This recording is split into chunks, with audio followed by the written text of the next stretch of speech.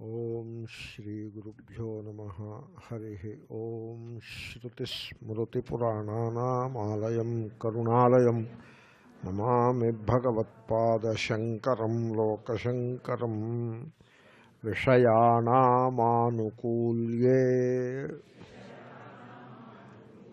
Sukhi Dukhi Viparyaye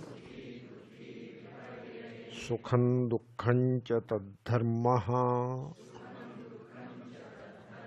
Sadanandasya Natmanaha. Yeah. Now it is good. Now it is good. In fact, it will be nice if you put a chair there and sit there. Oh, there is a chair, you sit there. This verse is a Viveka verse. The verse on discrimination. You see, if you ask me, what is one hallmark of Shankara's philosophy, one character, what they call hallmark. If you ask me, I would answer Viveka, discrimination. And I said it probably, again I am saying, people think that Atmajnanam means suddenly they will come to know about Atma. That Atma will flash and they will see it and something will happen. That is not Atmajnanam. Atmajnanam is more of Viveka than of Atma. Because Atma is infinite. You are not going to know the infinite. And suppose you know the infinite, then that is not infinite anymore. Therefore, knowing and infinity, they are in contradiction. What you know cannot be infinite, and what is infinite cannot be known. Therefore, then what is Atma Jnanam? What is the knowledge of self? Atma Jnanam is the knowledge of what all you are not. That is the knowledge. You see, what you are, you cannot know, you need not know. Because you are already what you are. Why should you know what you are? You are already what you are. Then what is Atma Jnanam? The knowledge of the self, self-knowledge. What is it? Self-knowledge is knowledge of what all you are not. That is self-knowledge. Negative understanding is the highest understanding. It is all negative. Negative is not this personality development negative, don't confuse with that. Okay, that negative is different. I am not talking of that negative. This is the philosophical negativism, or negativity, not negativity, this is the philosophical negativism. I know what all I am not. That is freedom. That is liberation. So it is like the moment you know it is not the serpent, you need not know what it is. It could be a rope, it could be a garland, or it could be a streak of water, or it could be a line made in a hole-like thing in the floor. It could be anything. That is not the point. The point is, it is not the serpent. That is the point. And that makes you free, that liberates you, because the moment you realize that it is not the serpent, you are free. That is the freedom. Therefore, negative understanding is the highest understanding. People do not appreciate this. They think that Atma is some very great thing, a border-like thing, you will come to know about it. It is not like that. Therefore, it is all about Viveka, the discrimination, the discernment. And this discrimination, and that is the hallmark of Shankara's teaching. And of course, in Vivekachudamani, that is the topic, Viveka it is. Now, You have to begin the Viveka with the body.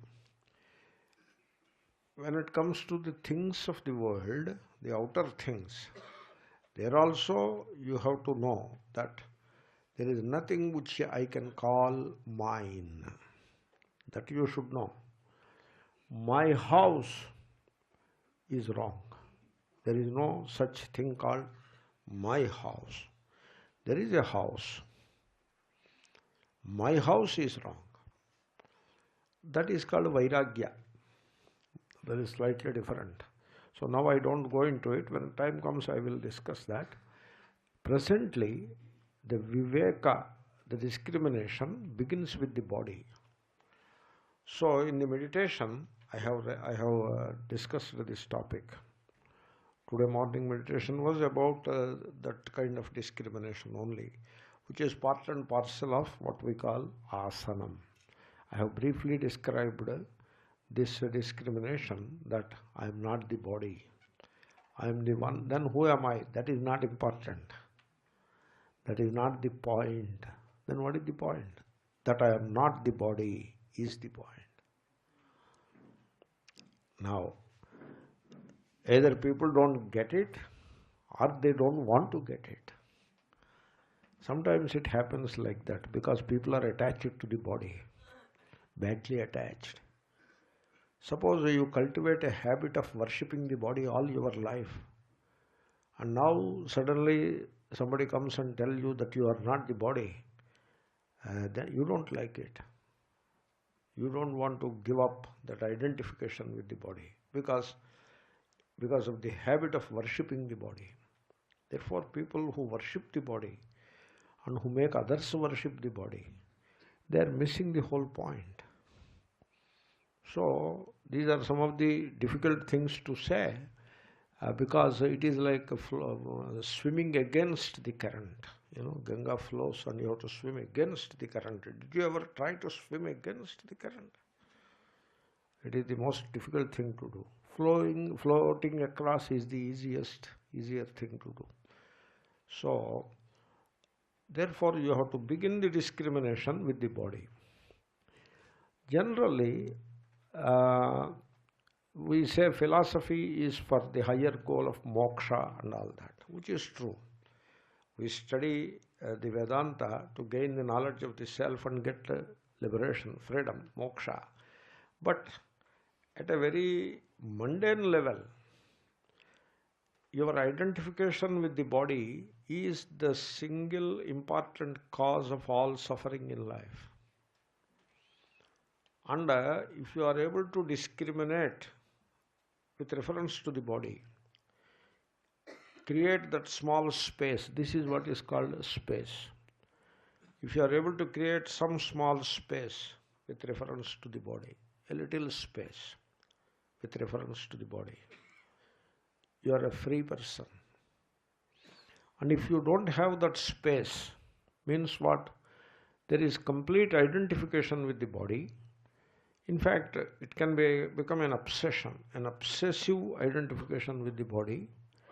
Leave alone moksha and all other higher things. Even at the very basic level of day-to-day living, you will suffer to no end. Because this obsessive identification with the physical body is not good for you at the philosophical level. It is not good for the body at the mundane level. Because body becomes sick because of our obsessive attachment. If only we develop a little space with reference to the body, that small space, that inner space, you know what I mean when I say space? That inner space with reference to the body. I am not talking of physical space. That inner space, this is the body and here I am. Idam shariram. Then who am I? I am the one who knows the body, kshatrajnaha. That is enough. No, in an absolute sense, who am I? That can wait. Let it wait. Don't bother. Don't be in a big hurry about it. Because that is not the point. The point is this body. This is the body. I am not the body. I am the one who knows the body. this inner space, a little space, that is most essential for two things. One, to keep the body healthy, that space is most essential. Two, when the body falls sick, to be able to manage that sickness reasonably well, without creating much ruckus, without creating a lot of trouble for oneself and for others around. You are able to manage your sickness reasonably well and allow the body to fall. When the time comes to fall, let it fall. Allow all that to happen rather in a simple way, without causing so much trouble for oneself and for others. Even for such a practical way of life, you need the disidentification with the body. Very important. The verse is not about that space with reference to the body. The verse is about the space with reference to the mind. But I brought the body, instead of jumping to the mind space, I brought the body, and I am talking about the discrimination with reference to the body, because it is easy to discriminate with reference to the body. It is more difficult to discriminate with reference to the mind. That's why first things first. There is a thing called first things first. That's why in the name of Vedanta, you start quoting big things like Atma is Brahma, Ayam Atma Brahma, Aham Brahmasmi, etc. They are all right. Nothing wrong about it. Suppose somebody says Aham Brahmasmi, what is wrong with it? That is what the Shruti says too. But the point is, there is a thing called first things first. So, without paying attention to the first step, you are talking of jumping to the heavens. So there is a proverb in Telugu. In Telugu we have all kinds of proverbs, like any other language. You see, in the olden days, the milk, the curds, etc. are kept in a net hanging from above. Utti in Telugu. Do you have an English word for that? Yeah. So, something is hanging from above and the milk is kept in that. The lady of the house who has to prepare coffee, etc., she should be able to reach that milk, you know. But she has to stretch herself a little and reach. And if she is not tall enough to reach, then she has to put one small stool and stand on it and reach. This lady who has to prepare a cup of coffee is unable to reach to that milk which is there. She wants to reach to the heaven. That is the proverb. That is the proverb. Okay? So this guy, he cannot discriminate with reference to the body. He is obsessively attached to the body, but he proclaims from the rooftop, Aham Brahmasmi. Now, you cannot object to Aham Brahmasmi, you know. I don't want to gain bad name by objecting to Aham Brahmasmi. Aham Brahmasmi is perfectly all right. But first things first, the body. You have to discriminate with reference to the body. People don't do that. Very unfortunate, they don't do that. The systems that are put in place, that you find all around, they promote body identification. They do not help in discriminating with reference to the body. They promote body identification. They worship the body. They give all kinds of names to the body. They worship. All the time they worship the body. You have to come out of it. It is not about the society. It is not about what the people do. It is not about the systems and all that. It is about you and me. We have to discriminate with reference to the body. We have to discover that inner space. Once I finish with the body, I will come to the mind. So that's why I am putting a little emphasis on the body, because you have to begin with the body. You cannot begin with the mind. You have to begin with the body. First things first. So you have to understand that body is disintegrating even now. It's not that it will disintegrate later. Even now it is disintegrating. It is dying even now. It's not that it will die later. It is dying even now. So, idam, the body is always this, never me, never mine. It is always this. That is the space. That space you have to develop, you have to cultivate. Should we persecute the body? Should we inflict, should we injure the body to develop this discrimination? No. You should not do any injury to the body. That is not the point. The body should be kept in its place. It should be taken care of. Body needs to be kept clean. Some hygiene is required. That you have to provide to the body. And then body requires food that also has to be taken care of. It need not be told. It happens. You have to tell people, keep hygiene. You need not tell people, eat properly. They do it without telling. Therefore, eating is not a message. Keeping hygiene is the message. Don't identify with the body. And when it is sick, give medicine. That you may have to tell. When it is sick, be pragmatic and give medicine provide medicine to the body. Whatever medicine the physician, go to a good physician. And again, don't bring ideologies into that. It is not about ideology. The medicine is medicine. There is no English medicine, there is no Indian medicine. There is no such thing. Medicine is medicine. There is nothing like English medicine. Suppose you get a headache, Tylenol, you take, and the headache will go. That is the medicine. Tylenol is American medicine, and so you want to apply Amrutanjan, some balm here, the headache remains with you, then what will you do? Therefore, be pragmatic about it. Don't bring all kinds of ideologies into it. When the body is sick, you provide medicine to the body, but never ever identify with the body.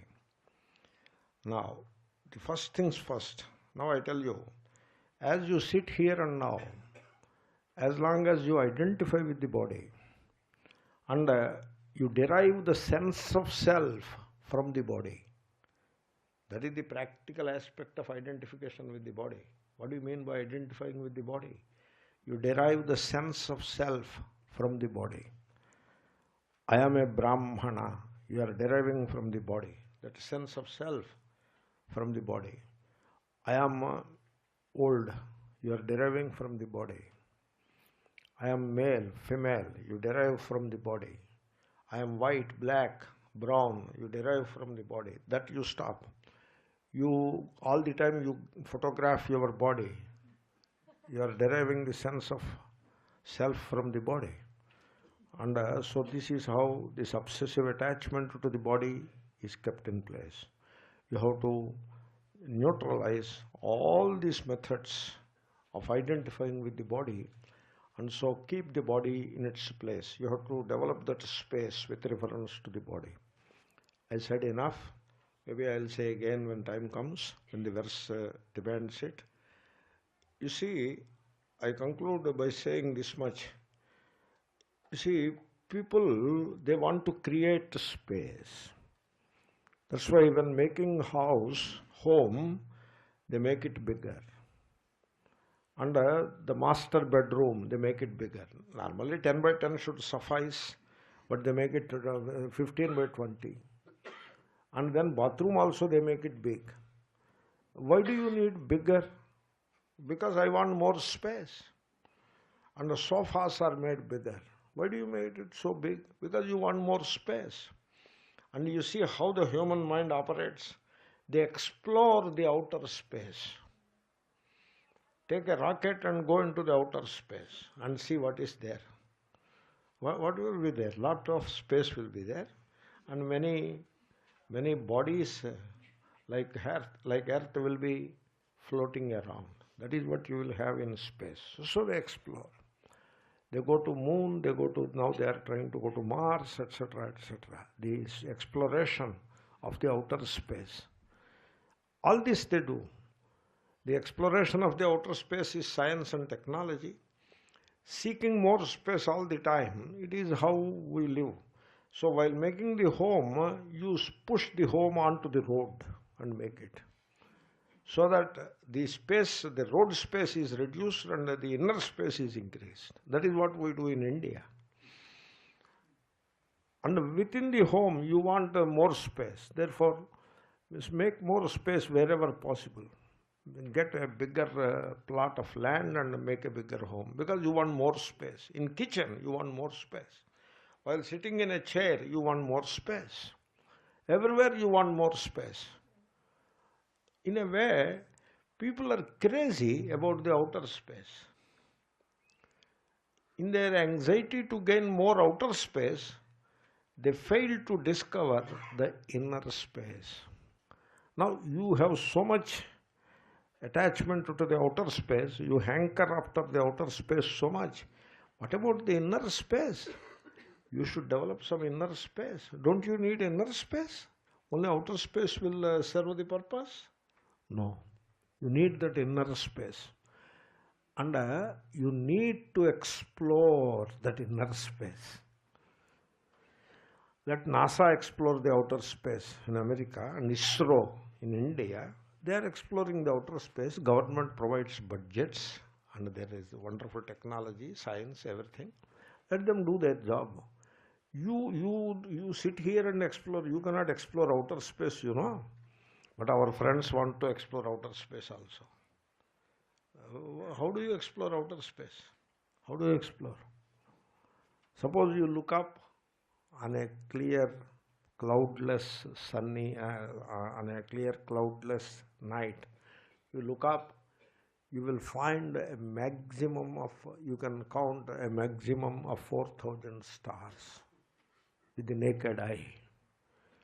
But there are 4 billion stars or even more in our own Milky Way galaxy. Therefore, just by looking up, you are not going to get anything out of it. It is a very big thing. It is infinite, ocean-like. Therefore, just sitting here, what outer space you will explore? What is there to explore outer space? You have to explore the inner space. You have to discover that inner space. How to go about it? Begin with the body. So this is what I would like to say. As you sit here and now, if you identify with your body and derive the sense of self from the body, all your religiosity, your worships, your austerities, your rituals, your pilgrimages, etc., have very little meaning. Just to emphasize the importance of that inner space, I said like that. To push the point strongly, I said like that. All your religiosity is of no value when you do not have that inner space and you badly identify with the physical body. You have to think about it. On the other hand, when you develop that inner space, here is the body. You have to add mind also. Now I am slowly coming to the mind thing. Here is the mind. Here I am. I am not the body. Who am I? That is not the point. The point is, I am not the body. You may as well say, I am the one who knows the body. You may want to say that. That is enough. That suffices. That answer suffices. Who am I? That is enough. What? I am the one who knows. Here is the mind. Mind is the flow of thoughts.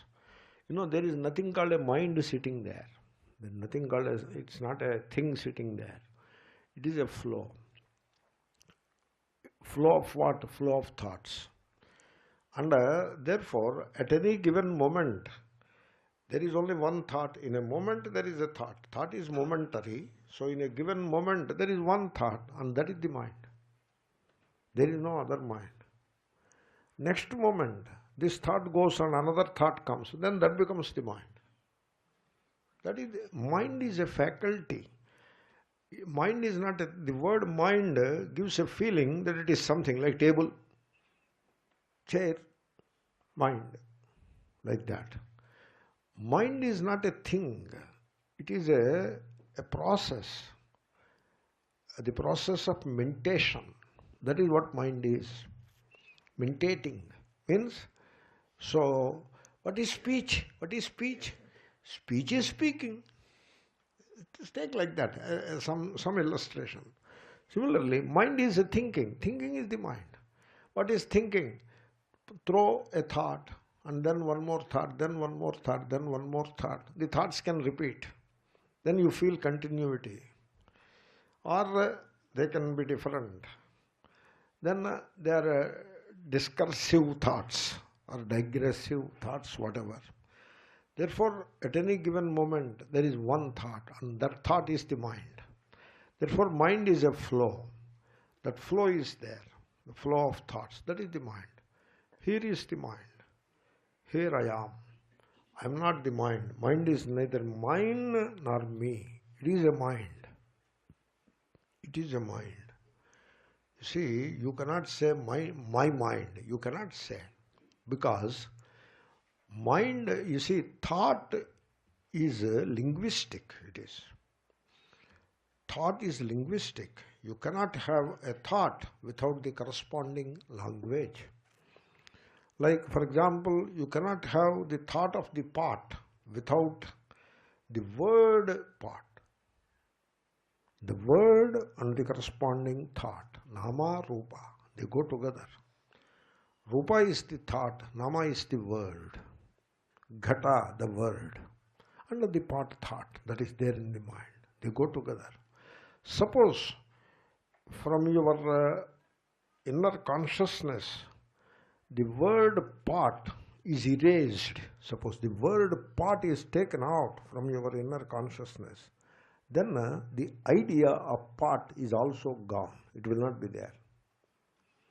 The idea of pot, the thought of pot will be there as part of your consciousness only as long as the word pot is also part of your consciousness. That's why Namarupa, they go together. You got the point? Therefore, the mind is linguistic. It is a product of language. Language is universal. Language is not personal. Therefore, you cannot call the mind personal. Nothing personal about it. You believe that it is personal. It is not. In fact, we go to the extent of saying that there is no difference between the universal mind and personal mind. They are one and the same. This is the Ekajiva Vada. Therefore, there is nothing personal about the mind. You see, what is mind? Mind can be defined as the waste basket of the family and the society.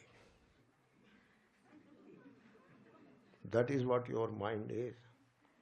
The family and the society have dumped all their junk into your mind, and you call that your mind. That's why all the thoughts and ideas that are there as part of your mind are put there by the family and the society. Nothing original. Original you have to discover. The day you discover the original, you will be a liberated person. Therefore, anyway, that is the mind. Therefore, mind, there is nothing personal about it. It is not my mind, it is a mind. Therefore, stop complaining about the mind. Because it is not your mind. Why should you complain about it? It is not your mind.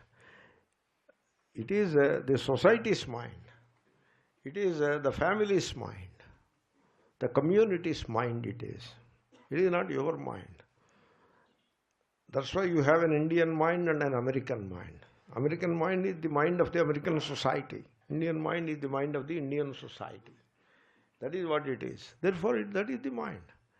You are not responsible for the content of your mind. Your community, your family, your society is responsible for the content of your mind. It is not your mind. And then it is not you, because you are aware of the moment called mind all the time. It is there before you. It is like there is a screen, and you are watching the scenes on the screen. The scenes are flowing one after the other. You are watching it. Now, those scenes, they are not your scenes. They are scenes. They are not your scenes. They are not you, not yours. Similarly, mind is like that. It's a flow of thoughts. And they are not, this mind is not your mind, it is not you, you are not the mind. So that is the space. Space with reference to the mind. First I emphasized the space with reference to the body. So what I was saying, as you see, as you and I sit here, if only we discover that inner space with reference to the body and stop identifying with the body, you have accomplished the highest spiritual growth.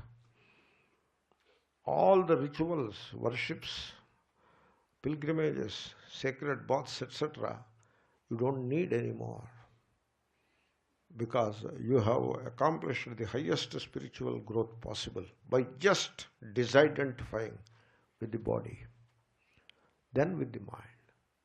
That inner space you have to explore. With the body it is easy, it is doable.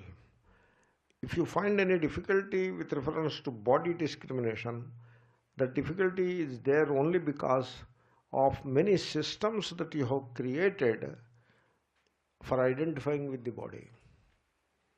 So you photograph the body all the time and put a photo everywhere and then identify with it. This is my photo, this is me, this is me, this is me, like that.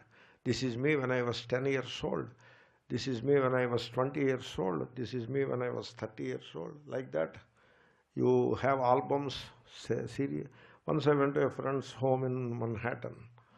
And then I was waiting for him. I was sitting and he was doing something inside. Just to pass the time, he gave his album. Swamiji, you see this album. I'm coming in 10 minutes. So I started seeing the album. So his childhood and a few photographs. And then he is a college student, some more. And so then suddenly he is getting married in a church. And so photograph. And then a few photographs with the marriage-related photos. And a few more honeymoon. And then one or a child photographs. And then in the meanwhile he came. I turned the page. Again he is in the church with another lady in white gown. This fellow, the lady is changed, but this fellow is the same. I asked, what is this? What happened? No, that is my second marriage. So this is the album. Why should you have an album like that? We are no different too. So this is my photo before my sannyasa and this is me after sannyasa. Kya baat hai? This is me when I am in the ashram, this is me when I am in the hospital. This kind of creates systems to identify more and more with the body. This is madness. And there is no spirituality in it. It is crass mundaneness. What is spiritual about it? You should work on this topic. It is doable. You can do it. And you cultivate that discrimination with reference to the body, that inner space with reference to the body. Now the body doesn't pose any problems to you. It remains on its own. It runs by the laws of nature. The entire physiology is an integral part of nature. It is not your body, it is nature's body. The physiology is nature's physiology, not you. And means physiology means what goes on inside the body. It is not you, not yours. It is nature's. And so then the nature will take care of the body. Nature puts the body in place. Body is the child of the nature. And therefore nature takes care of the body. You need not get concerned about it. When the body is in pain, it will cry for help. Then you can extend the required help. You can help the body when it is in pain.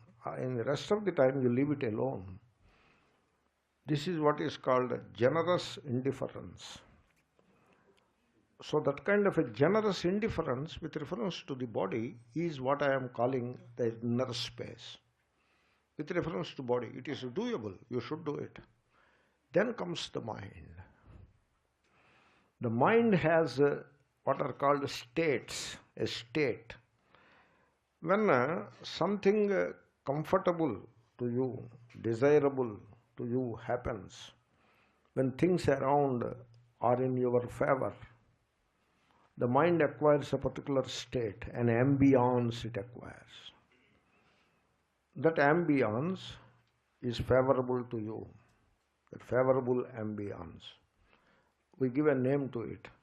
It is like you come out, you open the door and come out, it's all sunny. The sun is shining brilliantly, the weather is wonderful, it is all sunny. And therefore you say it's a beautiful weather. Similarly, when things are in our favor, Vishayanam Anukulye, when the things are in our favor, like Vishayas are 5, Shabda, Sparsha, Rupa, Rasa, Gandha. So some sounds you listen to and they are enjoyable to you. You like those sounds. Like your dog is barking, it is very liked by you. Whereas the neighbor suffers, that is a different matter, but you like it. Oh puppy, how nicely it is barking. People are crazy, they identify with the animals also. So anyway, so that sound is favorable to you. And rock music is you like it. Somebody else may find it very painful to his head, but for you it is a very enjoyable thing. And for others, you see, for some in India, some they love Carnatic music and they hate Hindustani music and vice versa. And so the Carnatic music is going on, it has its own dynamics and it goes on and on and on. And some people love it. And therefore, the ambience is very favorable. Vishayanam Anukulye. For somebody, some other guy, the Hindustani music is favorable to him. So when the Hindustani music is going on, he likes it. And so for him, the ambience becomes very pleasurable when Hindustani music goes. That is Shabda. Similarly, Sparsha. Sparsha is the dresses that we wear, the sofas, the very soft sofas, beds, etc. that we use. That is the Sparsha. And then Rupa, the more important. You see people whom you like, therefore there is a happy ambience. You see the way things are decorated to fit into your taste. The decorations all around. People decorate everything. If you sit there and doze off, they start decorating you also. They are always busy decorating this or that. Why should they decorate anything? Why not leave things the way they are? There is a thing called beauty of empty spaces. The empty space, just leave it like that. Suppose Ganga, why should you decorate Ganga? Leave it like that. Space, leave it like that. A tree, leave it like that. Why should you decorate anything? It is a craze, I tell you. People are crazy, very conditioned. Why should they decorate? What is the... You cut flowers and decorate a pillar, a stone pillar. What is that? The worst thing, possible thing to do. You put a stone pillar, what? Stone pillar means not some ancient stone pillar or anything. The pillar, you know, the pillar on which the house is standing. The pillar, the cement and concrete and the steel inside, that is the pillar. Why should you decorate it? The pillar has only one job to do, that is to keep the roof in place. It has to hold the roof in place and it is doing it. Why should you decorate it? How are you going to decorate? So cut all the flowers and put to the pillar. How can you put to the pillar? Either you have to tie them with a string or some sticker you have to take and stick all these flowers. So why should you do that? Why do you put so much plastic and cut it and use it and stitch? Why people should do all those things? The silliest thing to do. But they do it. In fact, they do that only. All the time they do that only. Decorating something or the other. So what happens is the rupa. The thing appears favorable. Somehow they cultivate a taste for a particular shape and form. So they are attached to these forms, and therefore when the forms that they are attached to appear, then they feel good, that the ambience of the mind is good, favorable. And when they see forms differently, they become unhappy. The opposite. Opposite is always waiting there. Therefore, this is rupa, rasa, taste. You see, all tastes, most of the tastes are cultivated tastes. Means you have cultivated them. Now that means what? You can uncultivate also. You can undo. And you can cultivate differently. Like suppose you have developed a taste for South Indian food. You can undo it and develop taste for the North Indian food. And vice versa. You can do, it can be done. Like chocolate, how does it taste, chocolate? The bitter thing it is, but we cultivate the taste for it. You try it, it must be tasty. It is good, it is costly, therefore it must be tasty. Therefore you put in the mouth, but it is not tasty. But still you consume it. Do it a second time, do it a third time. Then it will start tasting nice. Like coffee, black coffee. What is its taste? Very bitter. But we cultivated the taste. We cultivate the taste. Therefore, don't say this particular taste is the right one. There is no right taste. All tastes are cultivated tastes. And therefore, first you cultivate the taste and then get attached to the taste. And if the taste comes your way, the ambience becomes pleasant. And if the opposite taste comes your way, you become right away unhappy. There is an unhappy ambience in the mind. It is all the mind. Then gandha. Gandha is like that. While walking, a tree with full flowers is there, and so fragrance comes your way. You are very happy. And then go a little ahead and some dirt will be there and some dirty smell is coming. You become right away unhappy. While walking from this end to that end, in 30 minutes, one can become 4 times happy and 6 times unhappy. That is how it is. Now, these things do happen. Now, what is it that becomes pleasurable and painful? What is it? I, wrong. Not I. I is the changeless entity, the changeless reality within you. I is the changeless. I doesn't change. If I changes, then there is no way to recognize those changes now. But fortunately, I doesn't change, and the mind changes, and you are able to recognize the changes as they happen. Therefore, when the outer things are favorable to the mind, when are they favorable? That depends upon the conditioning of the mind. The mind is conditioned in a particular way, then those things are favorable to the mind. For a differently conditioned mind, these things are not favorable. Some other things will be favorable. You got the point? Therefore, there is nothing like absolute favorable, absolute unfavorable. They are very relative. Human mind is highly conditioned. And therefore, if you have, like this Carnatic music, if you are conditioned to like Carnatic music, then the moment it starts, you start liking it. Even if it is some mediocre stuff, you like it. The best of the other music you don't like. All of that is your conditioning. The mind, you can undo the conditioning also, and you can recondition the mind also. You can do all that. Therefore, mind is such a flexible thing it is. It is alterable. You can alter it all the time. And it is the most changeful thing ever. That is the mind. Now, stop complaining about the mind. Its nature is a changefulness. It changes. Let it change. That is how it is. Sometimes it becomes pleasurable. Sometimes the opposite. It becomes painful. It becomes unhappy. So, that is how the mind is. Like weather. You open the door, you find very sunny, pleasant weather. Sunny weather, in India, sunny weather is not a very big thing. It is all the time sunny only. But in Europe, etc., in the West, sunny is a very big thing for them. Oh, today it is sunny, like that. Therefore, it is the time to go to the beach, etc. So, very favorable it is. Not for us. For us, always sunny. And we don't care for beach and all that. Anyway, it is all conditioning. It is all conditioning.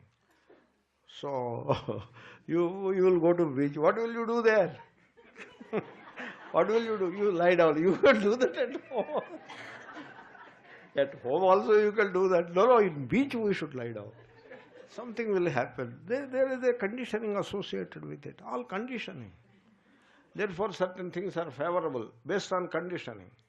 They are unfavorable, again based on conditioning. This is how the mind is. The mind interacts with the outer through the sense organs. Outer is sense objects. That is the outer. Shabda, Sparsha, Rupa, Rasa, Gandha. Mind interacts with the outer through the sense object, through the sense organs. Through the ears, Shabda, sound. Through eyes, Rupa, shapes and forms and colors. Through ears, Shabda. Like that, with the 5 sense organs, the 5 sense objects. The sense organs and the mind, they are the inner. Sense objects are the outer. Take it like that. Really speaking, the outer becomes the inner and the inner becomes the outer. Whatever is inside is outside and whatever is outside is inside. That will work like that. But presently, let us maintain some distinction. So sensations, the sense organs, the sensations they create, and the mind, which alternately becomes pleasurable and painful. So that is all the inner. And the Shabda, Sparsha, etc., the outer. This interaction, this is the Guna Guneshu Vartante. You must have heard. Guna Guneshu Vartante. So, the mind and the sense organs, etc., they are one set of the effects of nature, and the Shabda, Sparsha, etc., they are another set of effects of nature, product of nature. Therefore, these nature products are interacting with those nature products. Guna Guneshu Vartante. And because of this interaction, mind alternately becomes happy and unhappy. Now the point is, can you remain unaffected? That is the point. So, yes, you can. You can. Then what happens? You become free. There is freedom. Now there is bondage. What is the bondage? You are one with the mind. You are identified with the mind. And therefore, the mental ambience must always be pleasurable. But it is not so. And therefore, it becomes painful. Therefore, you are unhappy. The mind is unhappy. Therefore, I am unhappy. The mind is pleasurable. Therefore, I feel the pleasure. I am pleasurable. This kind of a complete embracing the mind. Total embrace with the mind. Meaning, there is no space between myself and the mind. The total absence of space between myself and the mind. This inner space. This inner space is the most critical thing for Vedanta. Once I asked a Mahatma, he was traveling in West and he was traveling here also. And he was discussing with me, or I was discussing with me, what is the difference between the West and the East? The answer is, in the West, that inner space is much less. In the East, that inner space is very strong. Like, look at India. It's a land of 1.25 billion people. You cannot imagine the kind of density of population. You cannot imagine. It is the most densely populated country. I mean, there are a few other places like China, etc. as of now. Under the resources, there is a tremendous stress on the resources, the crunch of resources, because all the people are competing for the same resources. Resources, they don't increase. The land doesn't increase, the same land. And all the people are competing for the same land. All the people are competing for the same water. Ganga is the same water. It doesn't increase. Just because population explodes, Ganga remains what it is. But all the people are competing for the same Ganga. And therefore, Ganga gets polluted badly. Therefore, there is so much struggle to survive, and then struggle to live, and then struggle to live comfortably, ease of living, what our Prime Minister calls the ease of living, and we want that. Therefore, there is so much of competition, and but yet the society moves freely, smoothly forward. There is a relative calm in this society. The poor people, they, in spite of their poverty, they remain happy. In the West, if you go, the only difficulty, at least in America, the only adverse situation they face is the place for parking the car is not available readily, and the police catches and gives ticket. These are the only two problems they have in life. Everything else is very well taken care of. They don't have any other problem. Only two problems: parking space and police ticket.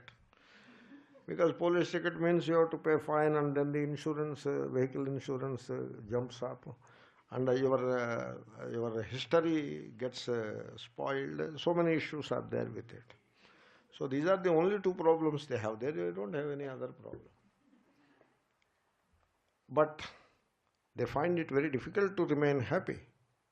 Whereas in India, people are happy. You go to a slum, you go to Calcutta, you will find an enormous mass of humanity, all of them happy. Because they always have that space. We walk and find a dirty place, we don't become unhappy right away. We have the space. And the things happen, we have this space. Many unfavorable things happen, we have this space. We don't lose our composure so easily. That is the inner space. You know what I mean? So my purpose is not to denigrate the West or highlight the East, no such thing. Just I made an observation. Quite often I denigrate this also. It is an observation. And therefore, that inner space you have to acquire. How to acquire? You see, never ever identify with the mental ambience, with the mental state. The mental states are not the same. They ever change. Why should you identify with the changing mental state? You don't identify. Maintain that space. How do you do that? How do you acquire that space? By watching the mind. Another name, by witnessing the mind. Watching the mind, same as witnessing the mind. Now, how to witness the mind? There is no mind there to witness. I can witness the cup, I can witness the body, but how can I witness the mind? It is not there, you know. It is sitting, you can witness it. How to witness the mind? Now, that's why I try to I have to make it practical, you know. It cannot remain some kind of a philosophical principle and not reachable by us. It should not remain like that. It must become very practical now and here. Therefore, witnessing the mind or watching the mind is same as trying to witness the mind. That is all. You try to witness the mind. Look at the mind. No, I cannot look at the. Try to look at the mind. Try. Suppose you fail, you try again. You try. And when you try, you will notice that the mind became quiet. Suppose your mind is agitated. Quite often it happens to anybody. You find the mind is agitated. Some sorrow, the burden of sorrow is there. Why the mind is sorrowful? Because the mind, there is a perception in the mind. The mind is conditioned. Therefore it has a perception. The perception is, the outer is not favorable to me. That is the perception. That is only a perception. That is not the truth. Because the outer is neither favorable nor unfavorable. It is what it is. Like it is raining. It is an overcast sky and it is raining. Is it favorable or unfavorable? Neither. But somebody may feel it is unfavorable to him and become unhappy. And somebody else may feel it is very favorable to him and sit inside and have a hot cup of coffee. So, it is your perception. The weather is neither favorable nor unfavorable. It is your perception that makes it favorable or unfavorable. And the perception is determined by your conditioning of the mind. That is how it works. And therefore, there is this perception that things are favorable to me. And therefore, there is a mental ambience called sukha. You identify with it and become sukhi. So, there are so many things. This sukha is the most unreal thing it is. Similarly, dukkha is also unreal. There is no truth in it. But it is the perception which makes sukha and dukkha so important and so powerful. Like again I am repeating, a particular given situation, favorable. Why? Because of a perception. That is the perception. That is the conditioning. Therefore it is favorable. Because it is favorable, therefore there is a sukha. Because there is sukha, I am sukhi. That is identification. Do you see all the movement? You can break this movement. That is the development of inner space. Like, stop all perceptions. Give up all perceptions. Why should you cultivate perception? Like somebody dies. Do you feel unhappy? Should I? Yeah, better you feel unhappy because that will be respectable. If you are not unhappy, then you look very queer. Some very funny guy. You see, I got a telephone call. Somebody told me, Swamiji, do you know? No, I don't know. Such and such is no more. Then immediately, oh, Shubham. Very nice, God bless. Feel like almost sad. Then, I'm not supposed to say that. Then what I am supposed to say? Oh, I am very sad. I am not sad. But I am supposed to say I am very sad. People are crazy. They don't understand. This is all myth. They don't know. Therefore, they think the perception is the truth. Perception is not the truth. And there is nothing like birth and there is nothing like death. You are imagining. You are imagining all these things. And therefore, you are conditioned to be happy and unhappy alternately. You can work on that conditioning. Get rid of, you notice the conditioning, it is gone. Once the conditioning is gone, now you are not happy when everybody else is happy. You are not unhappy when everybody else is unhappy. You are very quiet and calm, and so that bondage is over. You are free. There is freedom. You see how it works? Then this is the space I am talking about. And then you watch the mind. The mind is, okay, there is an event which, in spite of all argumentation, the event is painful. It is an unhappy event. And there is no solution to that event. There is no solution. And therefore, the mind becomes cognizant of that event. And therefore, mind cognizes. And therefore, mind becomes unhappy. Mind becomes unhappy, not I. Why? Because I am not the mind. Then who are you? That doesn't matter. That is not the point. The point is I am not the mind. No, you tell me who are you? Okay, I tell you. You take it. I am the one who knows.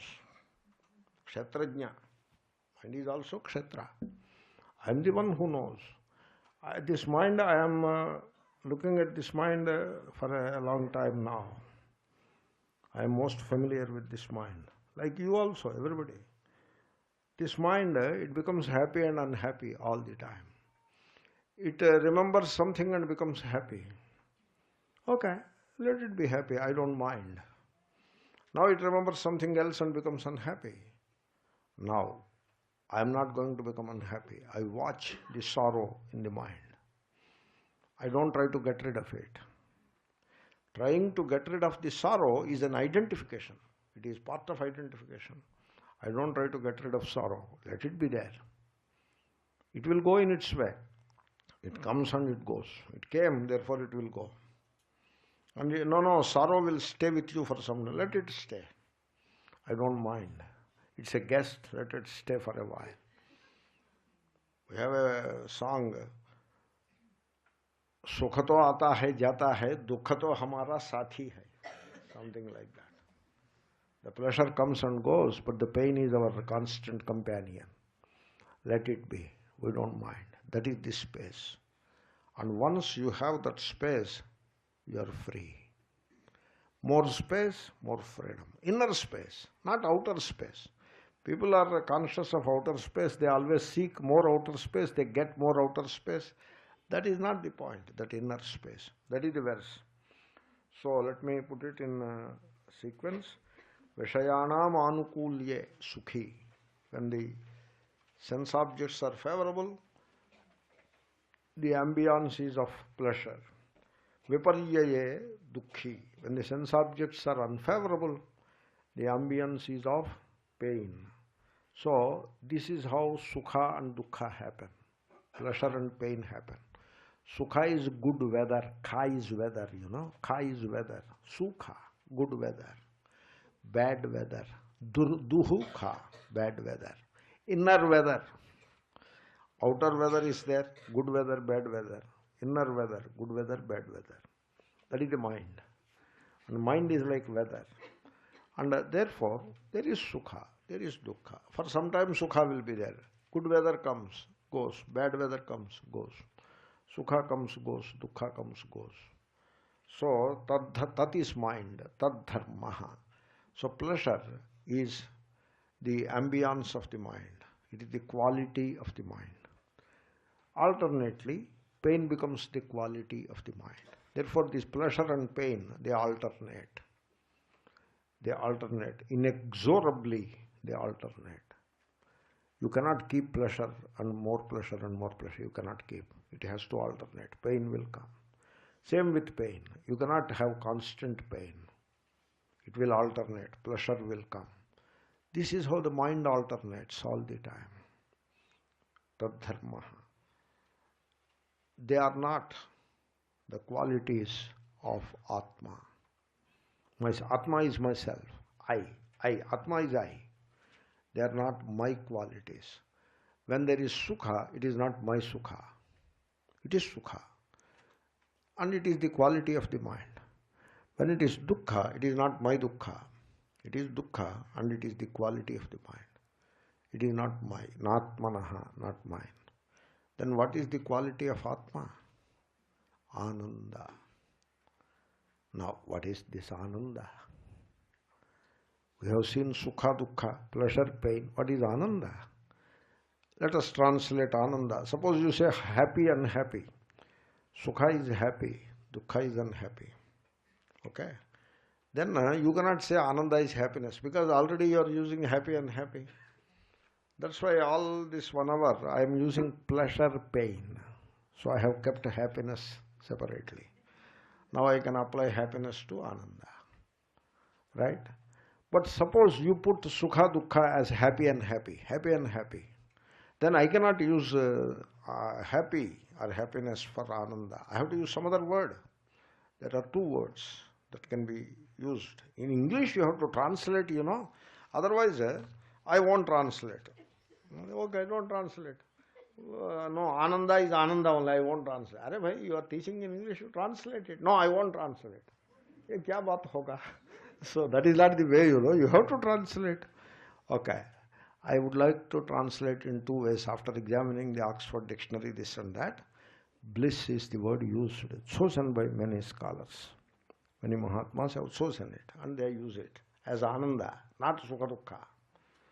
Sukha Dukkha, happy and happy, bliss Ananda. No, some other, suppose for some reason you don't like bliss, I can give 1 more word, beatitude. Beat it, not beat it. Okay, beat it is different. Beat it is different. Beatitude. Maybe it is the character of beat it, I don't know. This beat it is a popular rock song it is. So beatitude. You can use it. I did not come across anybody using it. Maybe you can use it also. Beatitude. Did I use the right word? Beatitude. Beatitude, not beatitude. Oh, beat it is pronounced as beat it only. Beatitude. Thank you. Thank you for correcting it. So, beatitude. That is the thing. So, you can say that. Then what is the difference? Sukha dukkha and bliss. What is the, let us settle with bliss. Sukha dukkha and bliss. What is this ananda? Next class. That is the viveka. Om Purnamadav Purnamidam Purnat Purnamudachyate Purnasya. Om Shanti Shanti Shanti. Harihi Om Shri Gurubhyo Namaha. Harihi Om Tat Sat.